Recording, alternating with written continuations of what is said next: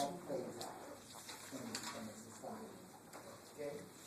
So, and remember that what we have said is that structure, or social structure, is the recurring behavior pattern of people. Okay? That is to say that if you look at I'm sorry.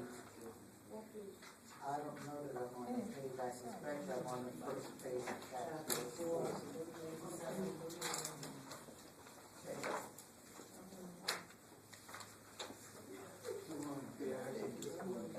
I'm good.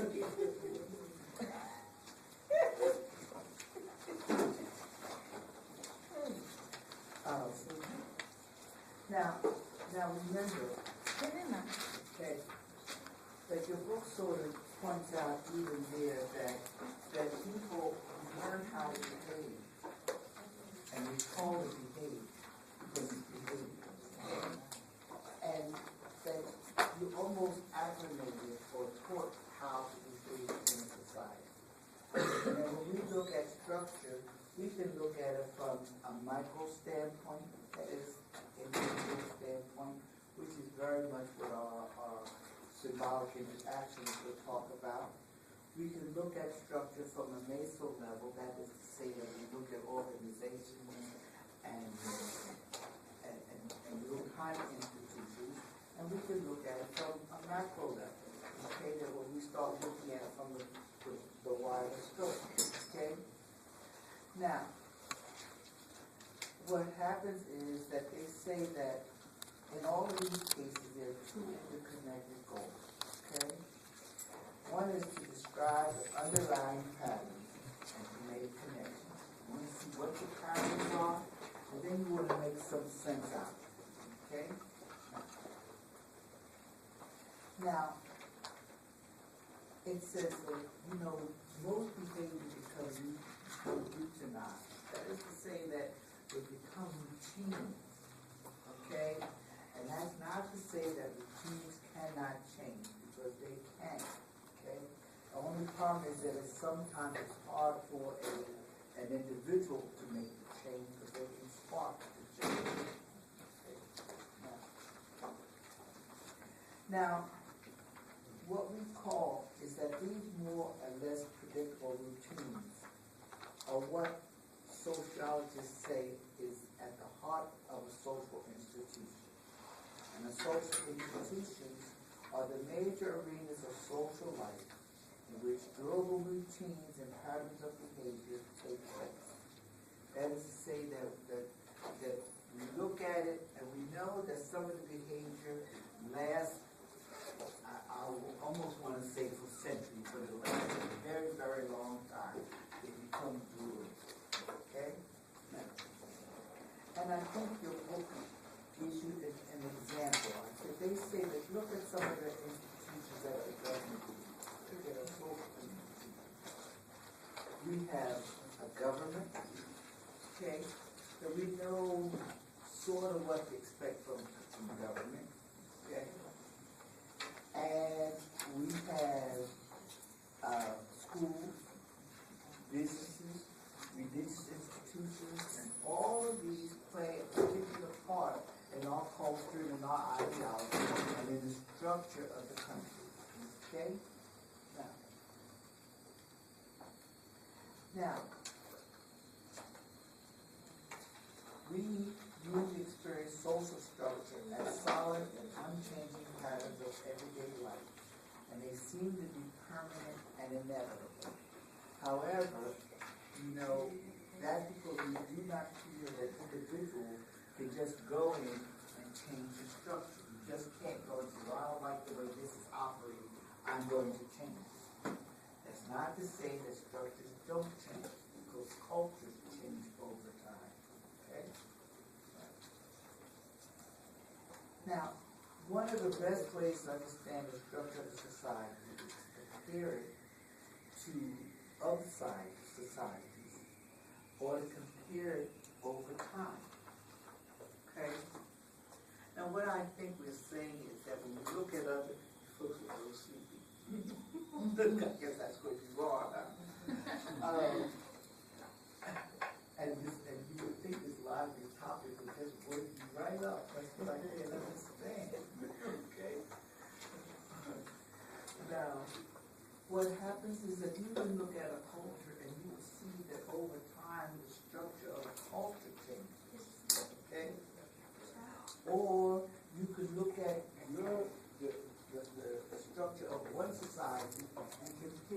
another society so that the other society can make some sense to you. Okay? So it's a matter of, if you're going to look at a structure, you can look at it over a time period, or you can look at it in comparison. Okay? Now, note that your book points out that, let's take something simple like child care. And they say child care patterns differ all over the world. What did your text mean by that? Do you really think child care patterns are different from one culture to another? Yeah. Well, in what way? Probably what we're probably trying to get. In what way do child care patterns differ? The book mentions how, in some countries, diapers are not used, that the child is placed upon a hip and they believe that way they know when it's time to go to the bathroom because they can feel it more so than being in a pamper like we do in the United States. And most other nations. Yes, well, you see, you got the last statement probably a little bit upside down. The first part is probably right. They say look at things like child care patterns. And in the United States, if we look at that over from culture to culture, okay, that most of our kids are in diapers, okay, pampers, and after 2 years old, the pampers get even more elaborate so the kids can do what they want to and keep the kids dry and all this other kind of stuff. And that's what we do in our culture. We are a diaper-oriented culture, okay? But if you look at other cultures, they said that kids to 2, 3 years old, maybe even older, they go around bare bottom, okay? That is, they don't wear diapers, all right? Or they wear pants that open up very easily, like readily, all right? The explanation for that is because in other cultures, typically the child is hooked on to a parent, okay? That the parent typically carries the child every place the child goes, okay? The child is on the parent's back, sometimes it's on the parent's stomach, sometimes it's on the parent's hip, but the child is attached to the human being, okay? And as a consequence, if the mother, and I say that because that's 99% of the cases we will be saddled with the child, okay? If the mother is carrying the child, she can sort of sense over time, when the child has to be relieved, okay? And she will then take steps to see that the child is relieved from someplace other than her body, okay? They don't have any problems with that, okay? Just something simple. That is if we compare our culture to other cultures. Remember, there's one way of looking at cultures and structure is a comparison with one to another. Now let's look at our culture with diapers over time. Okay? Now, once upon a time, we did not have Pampers. Okay? Once upon a time, what women did, okay, is they had cloth diapers. Okay? And what the women learned how to do is that cloth diapers looked like dish towels. But they were made of cotton and white, okay? And sometimes they had a double layer of cotton in the center, but they learned to fold it so it would fit around a child's leg, okay? And they would pin it. We used pins once upon a time. Something you hardly ever see. But they were safety pins, and some of them would be like this big. They were for diapers. They're called diaper pins, okay? And so what would happen is that the child would use that, and then we'd have a place, and the mother would take the diaper to the toilet, dump it, okay, rinse it out, and throw it in a diaper pail. Okay? She threw it in something called a diaper pail. So all the diapers would be stacked up in a corner someplace. Now, what would happen is, every once a week or so, they would go, the mother would either wash them, or send them out to a laundry to be washed. Okay? Now that's time. Now look how the culture changed. We reached a point that we stopped doing that, okay? And somebody decided that what we should have are disposable diapers. Okay? So now you will see that you just look at the structure of just how we do diaper changing. Now, nobody will do that. The vast majority of the people use disposable diapers. Okay? Now note that cloth diapers will be eminently cheaper. Okay? But even poor folks in this country, by and large, will use disposable diapers. And there's no question that that's more expensive than just using normal cloth diapers. Okay? Now, it's much cheaper to dump out the feces, rinse it out, and wash it over time than it is to go out and buy, spend $10, $15, or $20 on disposable diapers, which is what we do. Okay? Now, and you will notice that we have done the same thing over time in eating habits. Somebody got to the point where they decided the way you should feed the child was food that's prepared in a little jar. And so the vast majority of the people go out and buy baby food. Okay, for whatever that's worth. And they buy apple sauce now. Apple juice. Now, this is what boggles my mind. Okay?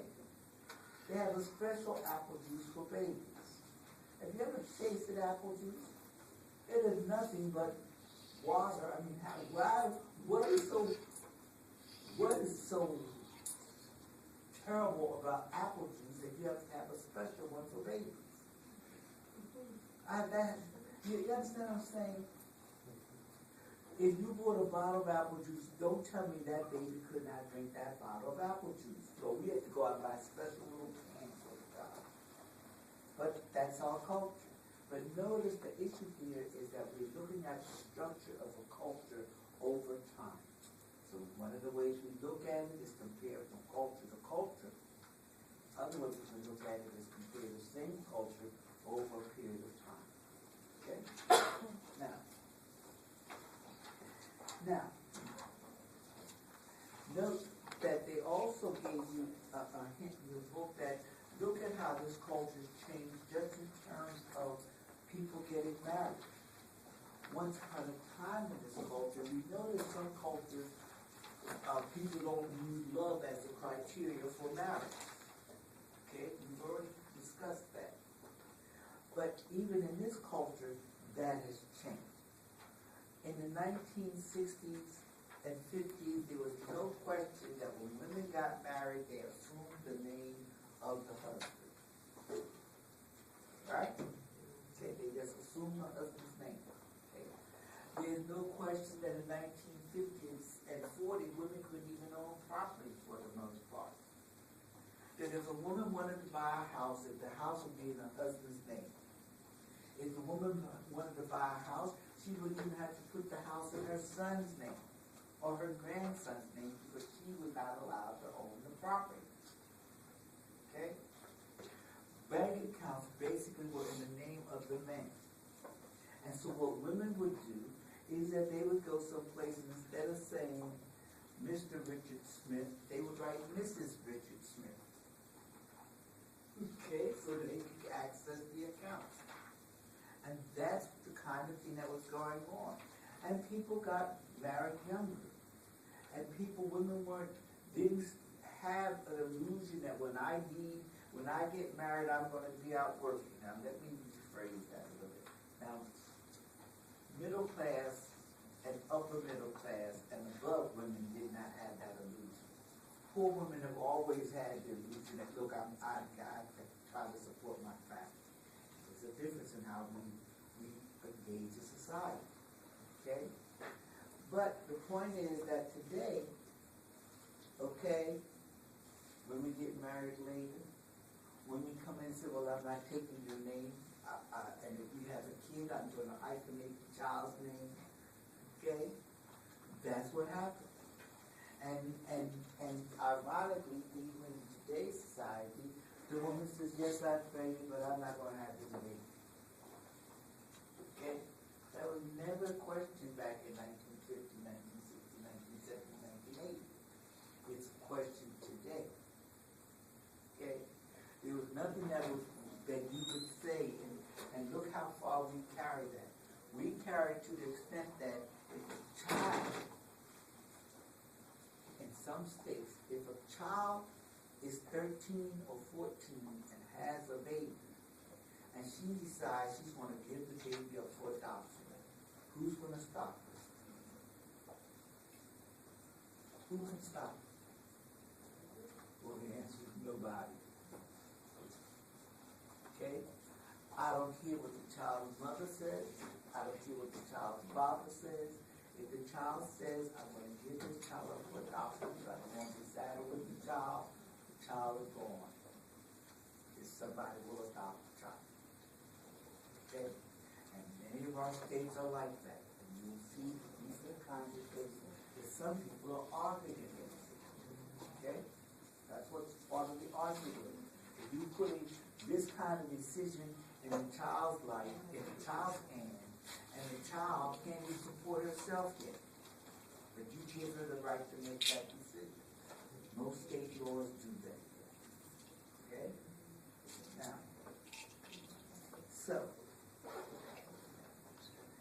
Now, the other thing that we have is that we notice that connecting everyday life and social structure, that most social structure is rooted in everyday activity, or in the everyday activity of individuals in a society.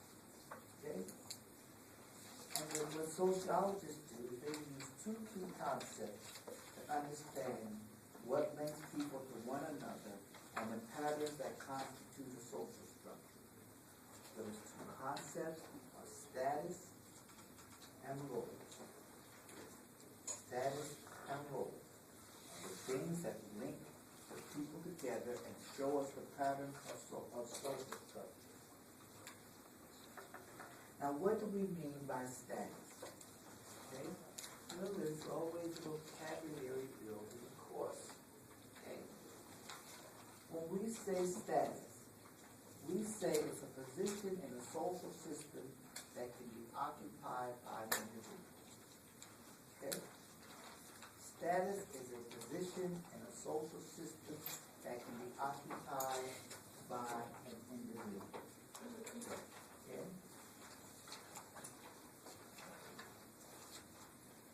Now, all of us occupy certain statuses. And as a consequence, we, at any given time, we might occupy 2, 3, 4, 5, 10 different statuses. And by that, we know exactly where we are. Okay? The book says, look, you could be a student. That's status. You could be a son or a daughter. You're a classmate. Whatever. Okay? But what we also say is that statuses are one of two things. They're either ascribed or they're achieved. Statuses are ascribed or achieved. What is an